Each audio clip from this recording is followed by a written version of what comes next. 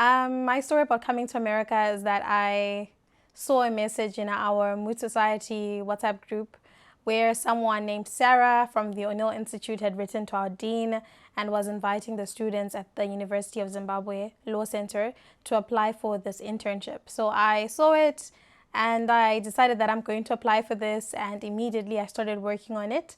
So I've been documenting my journey from the very first day. I took a picture of myself after applying, and I sent a picture to my sister. I said, hey, I've just submitted my application. I really think I'm going to get it. So I'm going to be taking photos and like sharing them with you. And yeah, so then a couple of weeks later, I received an email that said that I had made it into the second round, which was the interviews. I literally cried. I was a joiner CT. I saw it. I started jumping up and down and I cried because I'm a crier.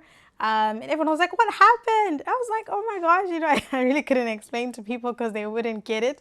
But yeah, then I did the interview. I was the lady in red. I was looking so pretty as I do right now. And my interview was amazing. I really think it was amazing. Although when I met the interviewers in person, they were like, there was one answer that you gave that was not what we were expecting. And we made it our goal that when you come here, we were going to try and change your mind about the answer that you had given. They had asked me what I wanted to do, like in terms of further education, and I was like, oh, I want to go to Harvard, and they're Georgetown University. And they were like, why on earth would you say Harvard? So they made it the ambition to make sure that when they asked me again about where I wanted to go for postgrad, I would say Georgetown. But did the interview, and then a couple of weeks, maybe a week later, then I was told that I had made it into for the internship essentially. But that was not the hardest part, because I feel like my cover letter was good, my CV was good, my little document that we had to submit was good, my prayer was good. The hardest part was actually getting the money to come here. So having to do like mutual aid, because who was going to raise that money for me? It's a paid internship, yes, but it's not like they were going to give us the money to come. I needed money for the visa, I needed money for the flight, I needed money to use when I got here. So it was a very hectic process, and I think that was the hardest part. So where did you get the money for the flight and the visa? Okay, so that's a very good question. Where did we get the money, or where did I get the money? So it was literally from a number of people. When I got the internship, now the thing was, let's look for people who would fund us. So we wrote so many letters to so many different law firms. Out of the numerous law firms that I wrote letters to, not even one said, okay, fine, we'll fund you. Not even when I knocked on the doors at my university to try and speak to people who had the authority in my university to say, oh, look, I've gotten this internship. I think it's a very good opportunity, not only for myself, but for you. So what I did essentially now was to speak to my family members. And because I knew Nathan, Nathan's community also helped me. And then my teacher from school linked me with a lady who's a real estate agent who had a group of for Zimbabweans in Washington, D.C. And then in that group, there were a lot of people who then linked me to other people. Then we shared our story in the newspaper through a man named Mr. Maruziva. And then that's how you guys came to know about us. But that's also because of the group, because the story was posted in that group, Zimbabweans in Washington, D.C. And yeah, so it was a lot of people who came together to help us. If it wasn't for that community, I literally would not be here. So I think the hardest part for me, because as soon as you get sort of like an offer to come to the United States, I would like to believe it's a done deal, or if God wants it to be, then it's going to be. But the money was like the biggest obstacle. It really wasn't going to happen if it wasn't for everybody else. So fast forward to today, you said they made it their goal to change your plan to go to Harvard. With the experience that you've had now, being at Georgetown. Are you going to go to Harvard, or are you going to go to Georgetown if the chance comes for you to do your master's? Okay, that's a great question. I think what Georgetown made me see was, before coming here, I didn't know there was such a thing as an LLM in global health law, or that you could study health law as like your specific niche, right? And of course, there's so many other things that I learned about. For instance, we met up with this lady named Jill Morrison, who heads the LAWA program, that is lawyers or female lawyers in Africa, right, who are interested in human rights. So being at Georgetown made me see all of these opportunities that are available. And when I went to the campus, one of the most beautiful places I've ever been, very scenic when you're going there. So, and then speaking to some of the professors, since most of the people that were at the O'Neill Institute, our superiors, the directors are also professors at Georgetown University. So I really like the atmosphere, and I think given the chance and given the opportunity, Georgetown would be my very first option for my master's. But obviously, Harvard is still like, a place that you want to go to. Since you can do two master's degrees, you can do it. For the prestige? I don't know if it's for the prestige. Maybe, but it's also for younger me and the things that I wrote at the back of my Bible as the goals that I wanted to achieve in this life. Okay. You mentioned you have lots of professors and superiors. Maybe without mentioning names, if you want to, he was mentioning, it's up to you. I don't know what they would think about that. Who was your favorite and why? Oh, that's so easy. Oh, please don't take any offense. They were two. I think the first is Sarah. Sarah, I'm probably not going to mention surnames. I'm just going to say Sarah. I just felt like she was very welcoming and she was very involved in the process. And then the second one is Andy. Andy was like a real mentor to me, in a sense that I've had many mentors in my life. But Andy was also the person who like spoke to me and said to me, when you're done with this internship, you're probably going to have like post-internship depression. And he explained what he went through in his life. And yeah, it was something so surreal. I just don't even know how people who've never met me before, or people who had seen me in an interview, could care so much about, someone who they saw via a screen. For people like me who don't know, what is post-internship? It's basically like, you're done with your internship and you're going back home and you've had this amazing experience, but now you're going back to what was familiar or what is familiar, and you don't know what is happening with your life anymore. Or you're at that point where you've hit such a high and now you're going back to, the life before that high. And I don't know if I've experienced it fully, but I think in a sense, yeah, because I feel like my whole life, sort of like I have to start building again from scratch when I get back home. It sounds like the gentleman whom we're interviewing is already having that, because we asked him a similar question and he said he's confused. But I'm wondering, so post-internship depression, is there anything like, I don't know what it would be called, but back to culture depression? So it sounds like you are going to be having two depressions at the same time. I don't really know, but I can only speak for the internship thing, in the sense that for me to come for this internship was also sacrifice. Some of my colleagues were still writing exams. Like I had to beg one of my lecturers to allow me to sit the exam out so that I could write it with the previous year. My colleagues were also going for attachment, and my school was not really clear with me whether this internship would also count as my attachment period or it wouldn't count as my attachment period. So I feel like I have a lot of loose ends that needs to, be tied together. And while I was here, life was great and I enjoyed the whole experience. I learned new things. And this is something that, people would give an arm and a leg to experience. But at the same time, while I was here, life continued for everyone else that I started school with. And as I'm going back home, yeah, I have a certificate. Yeah, I can put this on my CV. Yes, I've met amazing people. But it's also like I'm going back home and I'm almost like I'm behind everybody else, even though I've had this amazing experience. So that leaves me with so many questions. Isn't like, so what were you intending to get in the internship before you started?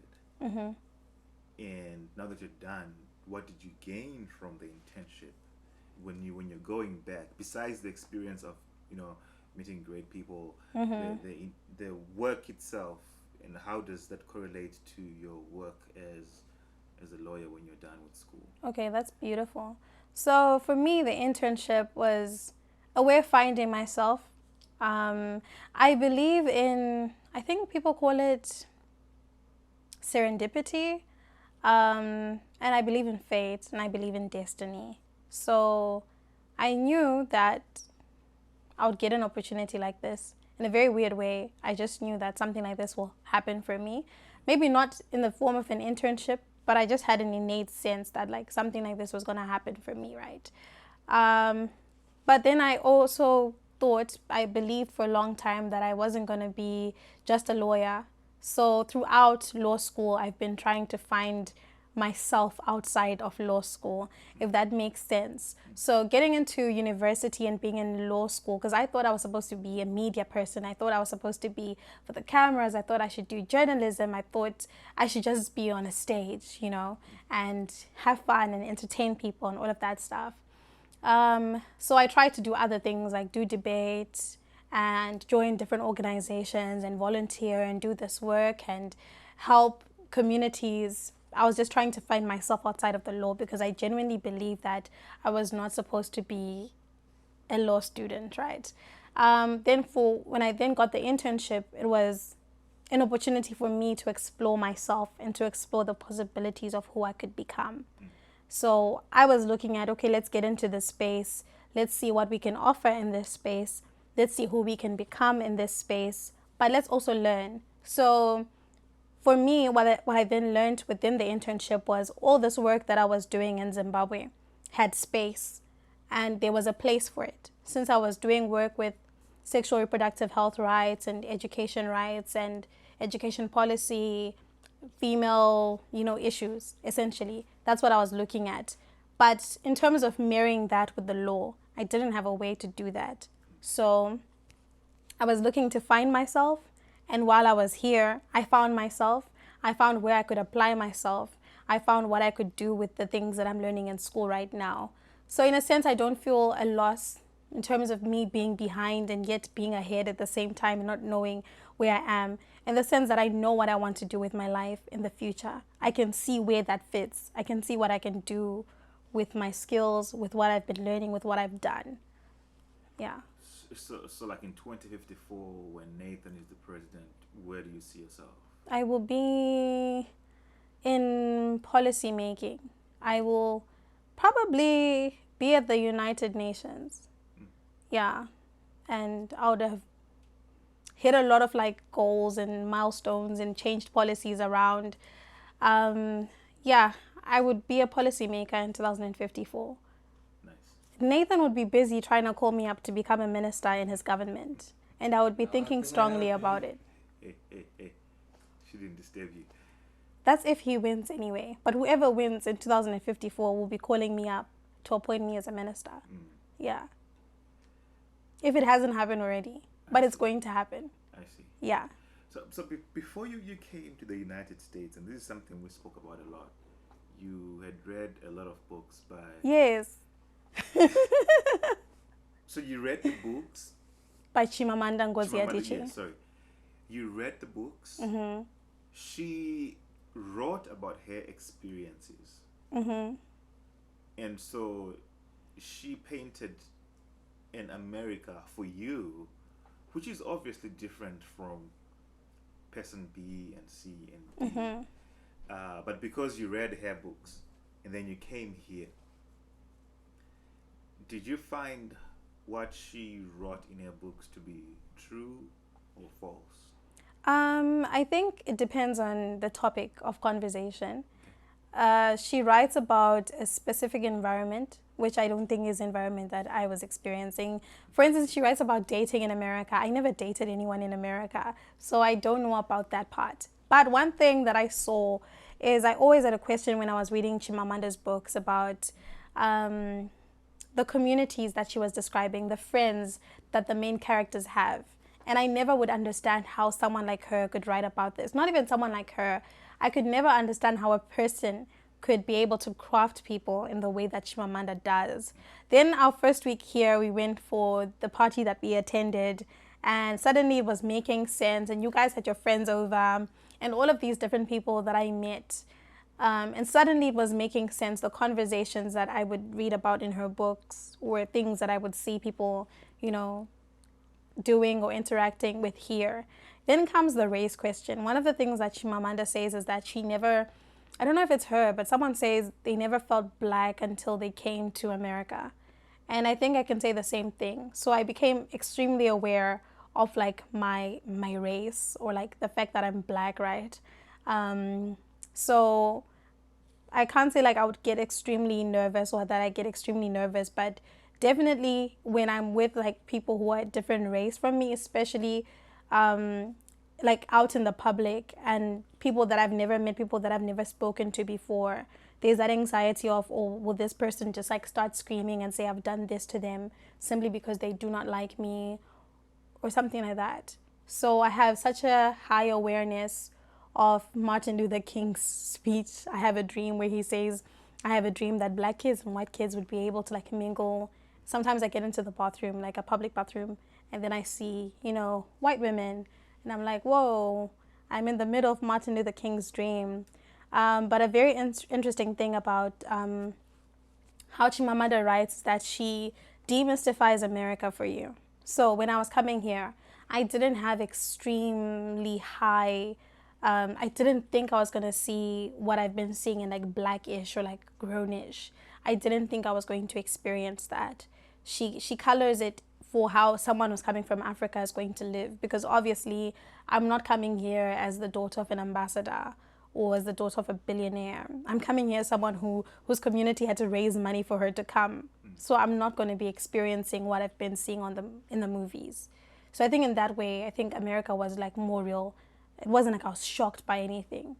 Yeah, so she prepared me for like reality, I think. Okay, we're gonna come to the shocks. You said you were not shocked with anything. Wait, you were not shocked with anything in America? No, I wasn't shocked. Okay, were you surprised by anything in America? Maybe like when I had the Hershey's chocolate, I was very surprised at the taste because it tasted like vomit to me. Sorry guys, but that was the most surprising thing for me. Everything else I wasn't surprised. Another thing is I had been to South Africa before this, and I had been in like the areas like Sandton, and like, I had already been shocked at like development and what development looks like, right? So when I came here, it was like, oh, okay. Yeah. In which case, I only recently realized, I've always known from geography that America is one of those highly developed countries, right? But it only hit me like 2 weeks ago when I finally realized that almost every place that I was going to via the metro had high-rise buildings. And that's when I was like, oh, snap. This is what being in a developed country is like. So, yeah, but nothing shocked me. I see. Except the Hershey's chocolate. Hershey's chocolate. Oh, which tasted like, and the expensive things, like, things are just very expensive in comparison to how things cost back home. And I think that's also to do with something which is expensive. Okay, so like I could normally get fries for $1 in Zimbabwe. What? Like fries, fries chips. Fries, yes, yes. I can get them for $1 in most establishments, most fast food establishments. Here, I think from Shake Shack, I got fries today. They were $3.39. Then I could easily. The same quantity? It's actually less. It's actually less here.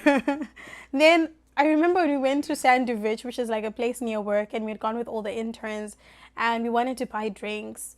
Normally a Coca-Cola or any drink that I want to get is $1, or it's less than $1 back home. And here, I believe it was in the $2 something to like $3. I don't really remember. And then we walked with one of the interns to go to CVS because she said there's cheaper drinks there. And we got there, and it's still not $1. So I think the price of things was shocking, and the Hershey's chocolate was shocking. Okay, we'll come back to the culture. Let's rewind back.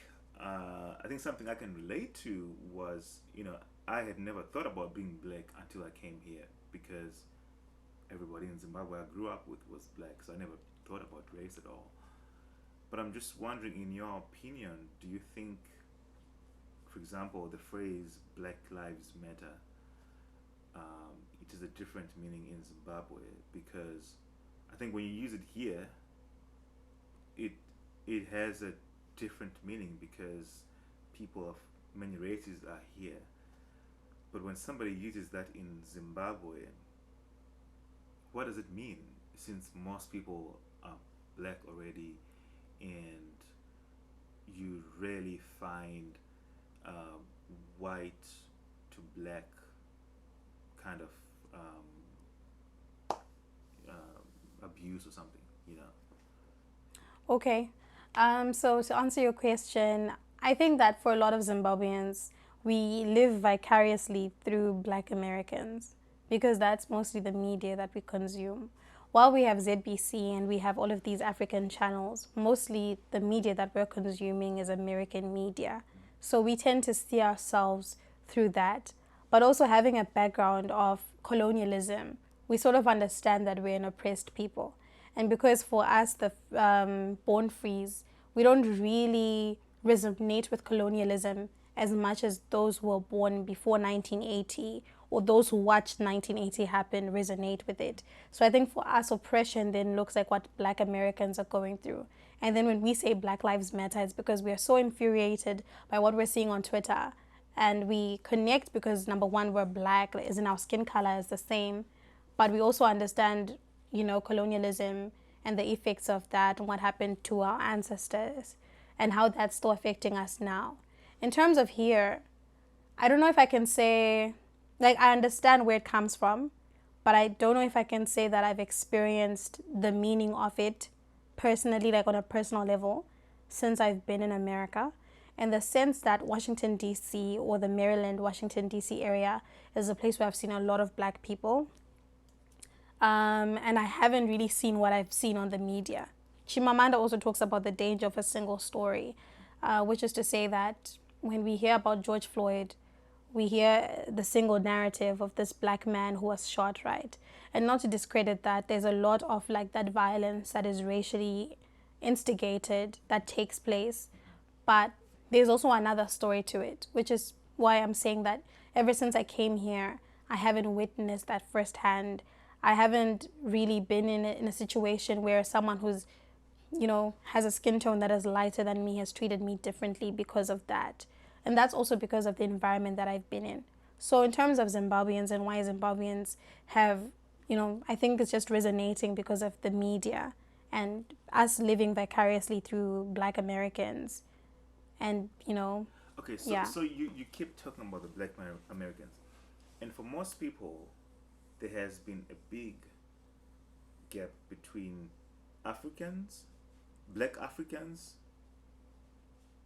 from Africa, like you and me, and Black Americans in America, black people who were born and raised in America.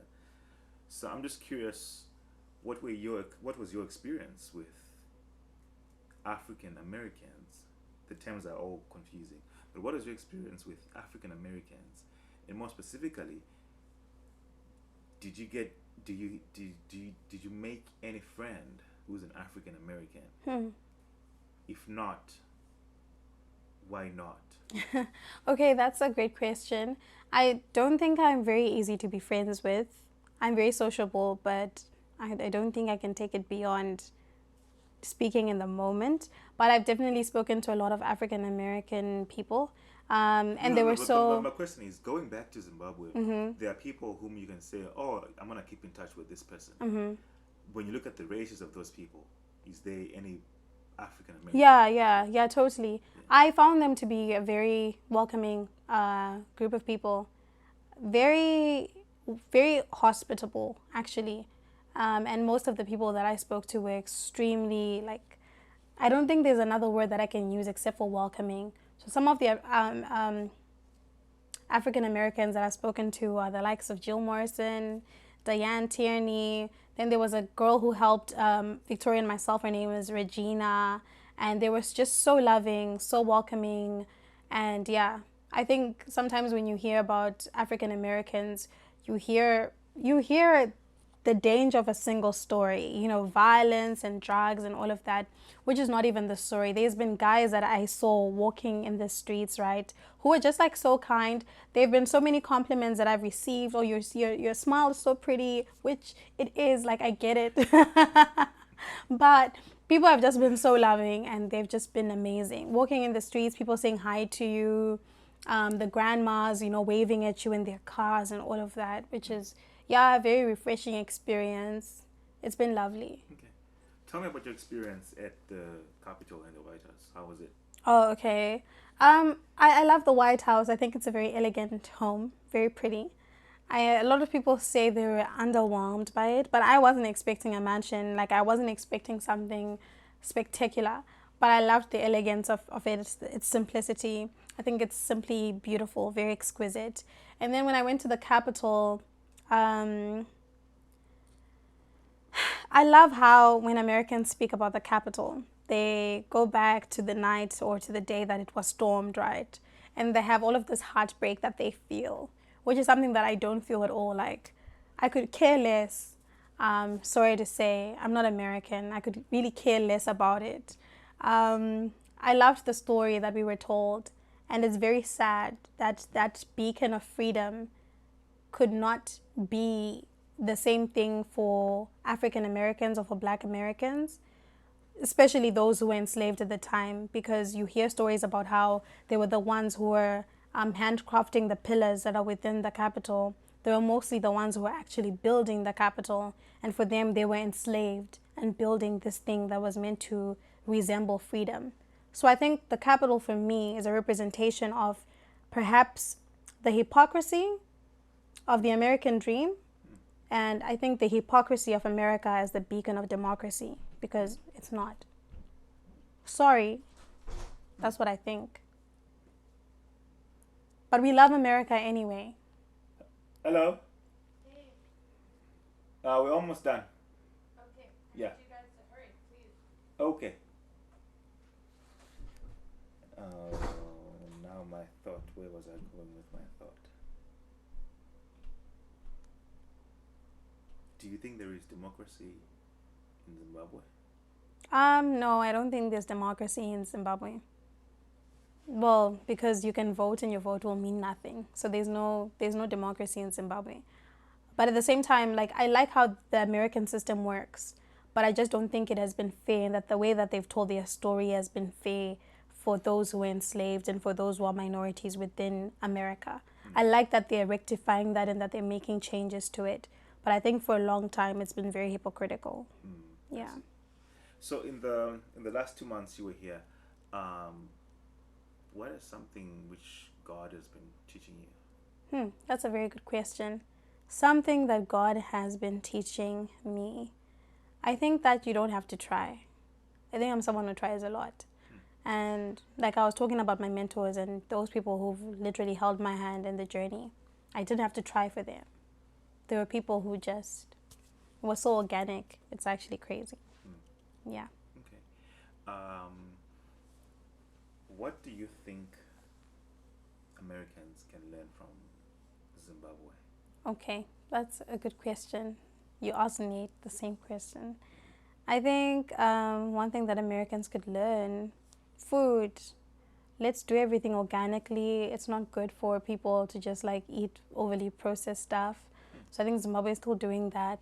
Things are mostly organic, and I think that's like the one thing that they should take. So they should probably be focusing on making their food more organic instead of mass producing things. Yeah. Okay, that's 1 and 3. 3? Yeah. Oh my gosh. There's gotta be So 3 that's things. That's the first thing. And then the second thing that I think they could learn, transport. I had such a difficult time with transport in this country. I get that it's efficient and that, it moves with time, but I feel like our disorganized system works better for me in the sense that I can get to the bus stop at any time that I get to the bus stop. And I know something is going to come and pick me up. What I like about America is that you have hope that something is going to come because you know it's going to come. In Zimbabwe, you can stand there and you just hope, but you're not actually sure if it's going to come. But 99% of the times it comes. So I want their transport to be just as fast. I want to just stand at the bus stop and I want something to come get me. I don't want to have to walk for a long distance. I think the American system caters for people who have like an average income, sort of like people who have a car, because if you don't have a car, you're going to struggle. I don't know about the third one. Yeah, I don't know about the third one. This is a time to sell Zimbabwe to the world. Yeah, but like I'm on the spot. What is the third one? Literally, I was thinking about this just now. Well, this thing you guys can't learn. Like Zimbabwe has amazing weather, and it's just unfortunate that like America is in the place where it is, because it's humid, it's hot, it has extremes. Zimbabwe is just amazing, which is why you need to visit Zimbabwe. But I can't teach them, I can't tell them to learn from Zimbabwe because we're naturally gifted. Well, I mean, with the weather, there's nothing you can There's change. nothing they can do. It's unfortunate, except vacation in Zimbabwe. Yeah. Yeah, those are my 3 things. Okay.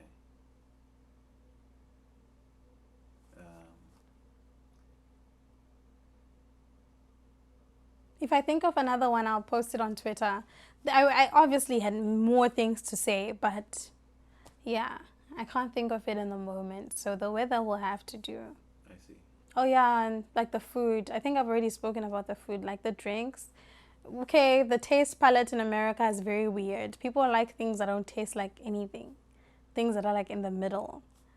It's either something is sweet or it's not sweet. Here, things are like in the middle. The drinks that I've had don't really know where they want to be. They should pick a side. Which drinks were you drinking? Like lemonade, strawberry, kiwi. Most of the drinks in this country actually don't really have like a strong taste. You can't really identify that this is going this way. It's just like in the middle. But I think it's because of the taste palette of the people. Do you think other Zimbabweans or Africans would agree with you? Yeah, totally. If you've had mazoe before and you have the drinks in this country, it's just not the same. So can I assume you're dying to get home and drink some mazoe? Not dying to get home and drink some mazoe. I'm just dying to get home and have donuts, which donuts are here too. I don't know. I just haven't been coming across them for some reason. What kind of donuts do you have in Zimbabwe which are different? You have Pick and Pay donuts. Because of the cream? No, I think it's just because it's from home. I'm just dying to go back home, except for the gifting part. That can stay. Interesting. Yes. Well, I've been disoriented. I can't think of other questions. I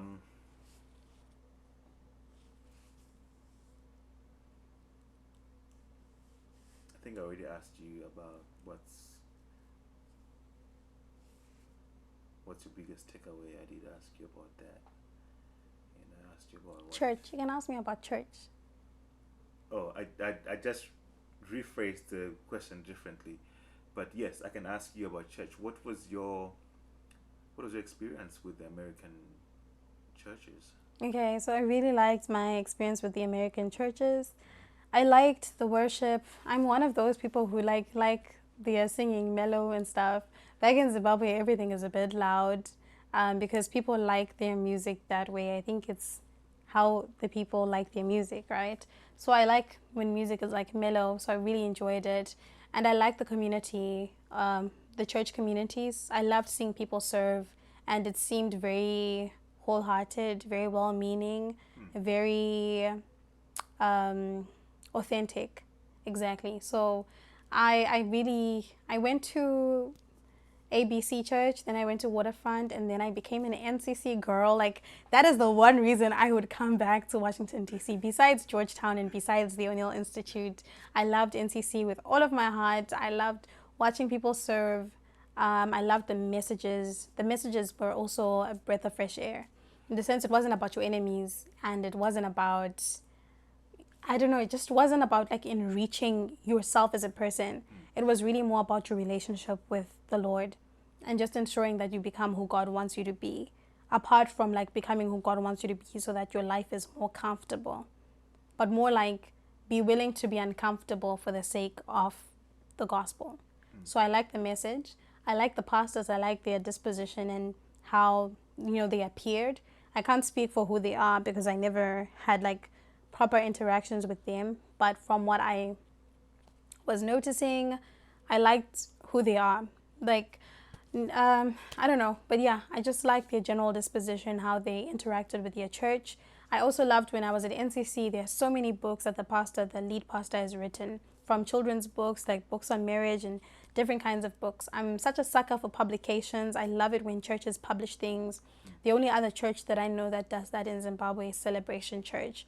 And it is my hope that like my own church back home would get into the habit of like writing things and publishing things and, for the consumption of the people within the church. So you say the people who serve appear to be wholehearted. Well, there's another word you use. Authentic? Authentic, yeah. Mm-hmm. Are the people in Zimbabwe not authentic? No, people are extremely authentic. I've just had a difficult time with it. Myself, personally. I've seen it as well. I don't know. I don't want to speak into like other people's or to speak into my own church, but there are a lot of people who I've seen who are very authentic servants, right? People who serve because they want to serve. And I don't know. I just feel like this is a very difficult question, actually. It's an easy one. Really? No, I've definitely seen people being very authentic. It's just the sort of like disposition and the way that people are approaching it here is people are happy to do it. You can see it in their faces that I'm so happy to be serving today. And also it's not just about a church thing. I've seen people who were serving in church then come back into their communities and do the exact same thing they were doing in church on Sunday without being at church. So I think it's more about carrying over what you were doing on Sunday and carrying it over into everyday life. Yeah. Well, those are the people. Are those people in America or Zimbabwe the ones you're talking about? People in America are able to carry that over. Okay. Back in Zimbabwe, I wouldn't really say so. Like, I wouldn't really say. I think a lot of people serve in church, but then once they're out of church, it's difficult for them to continually cultivate that. We don't have that culture of like being servants outside of church. It's more like, I'm coming for you, I'm coming to get you, we're competing, and I'm gonna win. I see. Yeah, of course there are people who are not like that, and I've witnessed those people. But I can speak for myself that that's not the same sort of like disposition that I have. Like, I can serve, yes, but I don't think in my everyday life it's something that like I'm very conscious of, that even when I like, service is not just for church. Of course I do a lot of like work in communities and all of that stuff, but it was just refreshing to see how you can serve your community and the people that are closest to you. I see. Yeah. What was your experience with the metro? I know the place you were staying with, you guys were using the metro. I don't know if you had ever used a train in Zimbabwe. Yeah, I used the train once when they started the trains again. Or something. Yeah. But what was your experience with the train in DC? Oh, okay. So I really liked the metro. It's one of my favorite things about America, actually. But it was very scary, I think, at times. Number one, it's scary because of monkeypox. As in, I don't know who sat here before, and I know that DC has the highest rates of monkeypox at the moment. So number one, it's scary, and I don't have time to like wipe everything down and like sit because it's literally go, go, go, right? I loved like the quirky characters that sometimes get into the train. Like the other day, there was a guy who was selling water, and he was just shouting, "I got that water!" So it was fun. But then you also encounter people who have like mental health disorders, and they're obviously not aware of what they're doing, but sometimes they tend to get violent. So yeah, there's like three sides to the metro. I really like it. Sometimes I've gotten, maybe not lost, but when you get preoccupied on your phone, like today I got preoccupied on my phone, I missed my stop and I had to get off at the next one and go back. But I love the metro. I love it. It's just a very fun experience. Yeah, I could do it forever, honestly. If it smelled better, I think there's a smell that it has that I don't like, but it's good. Well, that's interesting because people have told me that the metro in New York smells. The one in DC is good. So I don't know what's going to be your take when you go to New York. Oh, I'm very sensitive with smells. I see. I can smell bananas a mile away. I know you wanted to go to Baltimore. Oh, yes. Why did you want to go to Baltimore? One of the... how did you end up going? What Okay, happened? okay.